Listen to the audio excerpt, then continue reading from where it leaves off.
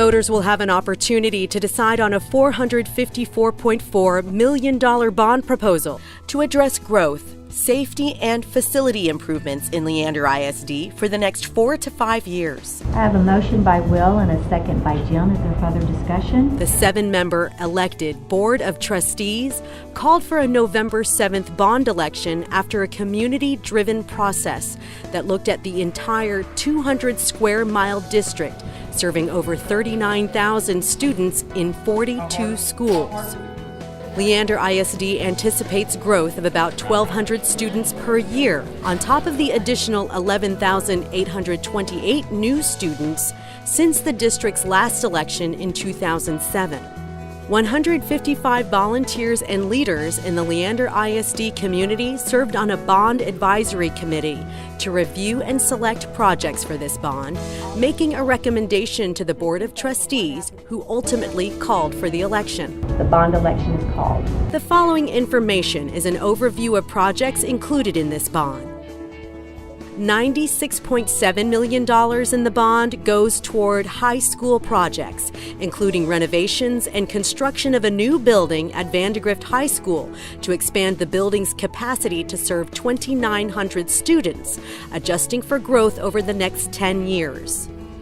The proposal also includes the addition of career and technical education classrooms and renovations at Leander, Glen, and Vandegrift High Schools for agriculture science, Vista Ridge for JROTC, Cedar Park and Leander for CTE lab space, and Vandegrift and Vista Ridge for CTE incubator classrooms to support entrepreneurship programs. For athletics and arts, the bond includes projects to renovate the Leander High School black box, replace the bleachers at Cedar Park High School Stadium, and expand the bleachers at Monroe Stadium. Safety improvement projects include the Cedar Park and Leander softball fields, securing front entryways at all high schools, and a secondary access road into Vandegrift and 4 Points Middle School to address safety. The bond includes funding for design and planning pending approval by the U.S. Fish and Wildlife Service. $117.5 million goes toward middle school projects, including design, construction, and furnishings for the district's 9th middle school, planned between Baghdad Road and 183 north of San Gabriel Parkway. The bond addresses building improvements and HVAC systems at Cedar Park and Leander Middle Schools, including the construction of a permanent building to replace old portable buildings at Leander Middle School. For safety, the bond includes construction of secure entryways at all middle schools.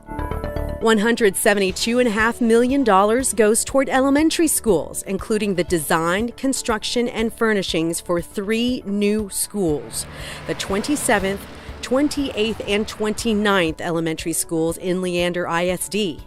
Those schools will serve families in the northern part of Leander ISD, from Baghdad Road to County Road 175 to accommodate for growth along the Ronald Reagan Boulevard corridor. The bond includes HVAC and improvements to Giddens and Steiner Ranch elementary schools, as well as improvements to the recess and physical education area at Mason Elementary School. The bond proposal includes proactive funding for land purchases or designs for future schools in high, middle, and elementary. Buying land for future schools allows the district to save on inflation costs as land prices increase. For technology, the bond includes $38.7 million, covering new devices for middle and high school teachers and students, elementary school teachers and classrooms, and updated phones, printers, and network infrastructure, including fiber cabling. To address growth, the bond includes the construction of an additional transportation facility for the northern part of the district and the purchase of 88 new buses to replace old buses and add additional vehicles to the fleet. Texas school districts call elections for approval to borrow money to build new schools and buildings, improve buildings, purchase land or capital equipment, and refresh or add technology. There are two portions of a property owner's tax bill that go toward public schools. Maintenance and operations, or M&O, fund annual operational costs, mostly attributed to salaries.